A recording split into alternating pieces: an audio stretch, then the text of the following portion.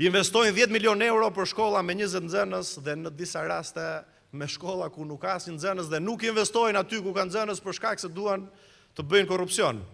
Ka fasada dhe vjedhje kudo. Ndërkohë që Shqipëria boshatiset dhe plaket. A i keni parë shërbimet si në mesjet, pastrimin, gjelbrimin, mirëmbajtjen e rrugëve, trotuaret, miliona euro të shpenzuara për modernizimin e tyre gjasme, për zhvillim të qëndrueshëm, por ka vjedhje dhe vetëm vjedhje.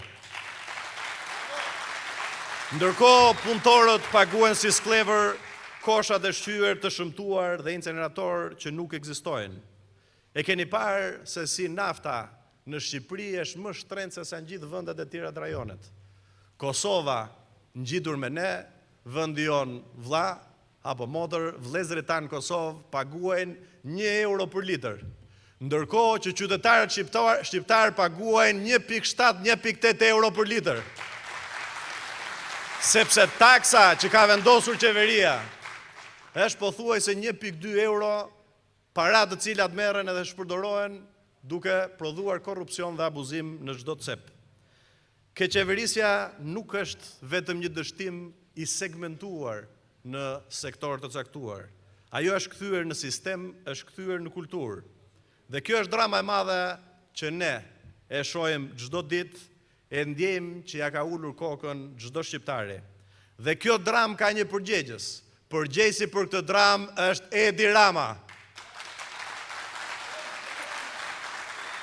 Ky gënjeshtar i cili është tallur me kohën dhe me fatet e shqiptarëve.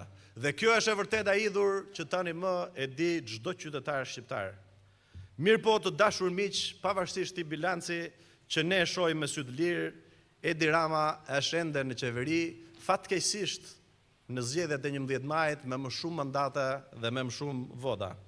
Me një majorancë me të cilësuar, dhe ky është problemi i madh që ka sot procesi politik në Shqipëri. Shumë thonë se fundi i tij dhe i shpurës së tij ka ardhur, dhe po, absolutisht po i vjen fundi. Shqipëria po zgjohet gradualisht. Koha punon për ndryshimin dhe kjo është një kohë që na thërret të gjithëve për më shumë përgjegjësi. Fundi i kësaj qeverisje pa diskutim dhe duhet ta theksojmë. Fundi i kësaj qeverisje vjen edhe me ndihmën e drejtësisë që po e çmonton nga dita në ditë qeverinë, vjen edhe me ndihmën e partnerëve ndërkombëtar, patjetër, por llogaritë finale si në çdo proces politik bëhen në kutitë e votimit, sepse rotacioni është një proces politik. Kundërshtarin nuk e zgjedhim dot ne. Ai është Edi Rama dhe do përmbyset në kutinë e votimit, duhet përmbysur duke frymëzuar njerëz për të shkuar dhe për të protestuar në çdo cep. Sepse miq, të gjithë të tjerat janë ëndra në sirtar që i kemi parë tash e 13 vjet me radhë. Dhe pikërisht ky është debati që po duam që të hapim ne me këtë lëvizje. Jemi këtu në Fier si në çdo qytet tjetër për të hapur këtë debat, për të hapur një shteg shprese për qytetarët shqiptar, për të hapur një kapitull të ri për Partinë Demokratike dhe për Shqipërinë. Çdo gjë në kohën e vet dhe në respekt të demokratëve, pa diskutim. Unë di të pres, demokratët din të presin, din të durojnë, po kanë duruar boll. 13 vite në opozit dhe 13 vite që përsëriten të njëjtat prralla dhe të njëjtat mënyra të gjasme rrëzimit qeverisë.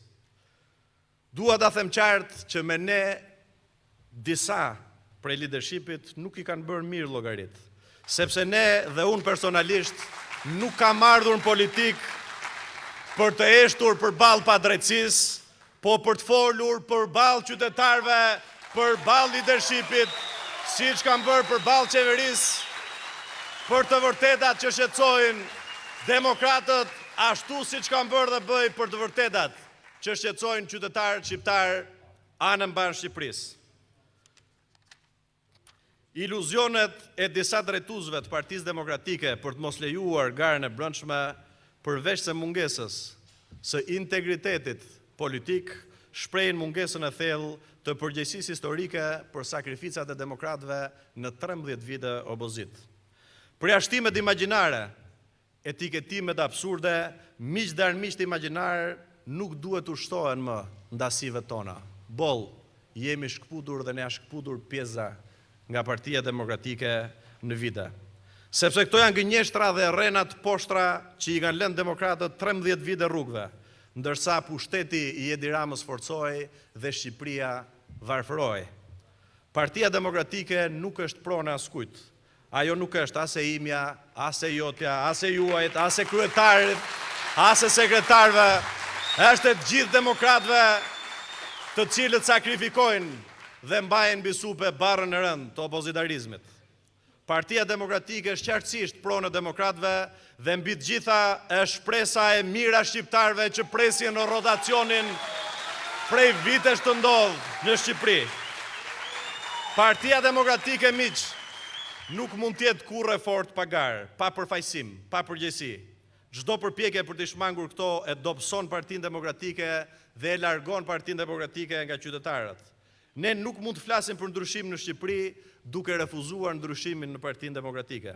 Ne nuk mund të justifikojmë dhe të refuzojmë ndryshimin në Partinë Demokratike, sepse nuk mund të kërkojmë votën e shqiptarëve duke mos parë fajet dhe defektet që kemi vetë, sepse Edi Rama nuk mundet kështu.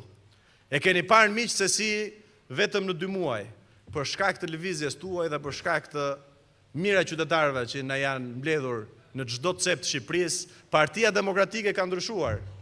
Ju i keni organizuar protestat para kryeministrisë, ju keni bërë që të ketë analizë Partia Demokratike, ju keni bërë që deputetët e drejtuesit e Partisë Demokratike të dalin terren, sepse Partia Demokratike ishte në gjumë dhe faza e parë e kësaj lëvizje, që ishte zgjimi i Partisë Demokratike, ka ndodhur me sukses.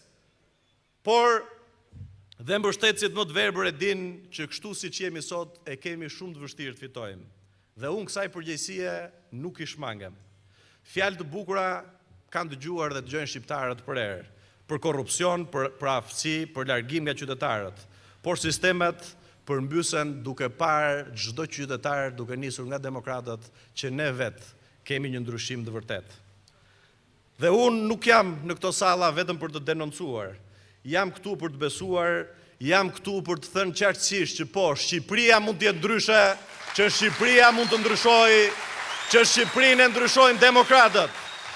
Sepse unë besoj tek Shqipëria, unë besoj tek shqiptarët, besoj tek Partia Demokratike, sepse Partia Demokratike nuk është një logo, vetëm një logo, nuk është as vetëm një seli. Janë mira burra dhe gra që kanë duruar, që kanë sakrifikuar, që kanë bajtur shpresën gjallë dhe në ditët më të vështira. Antarësia e PD-s është pasuria jonë më e madhe. Janë njerëzit që nuk u larguan edhe kur u zhgënjyen. Janë njerëzit që nuk u shitën edhe kur u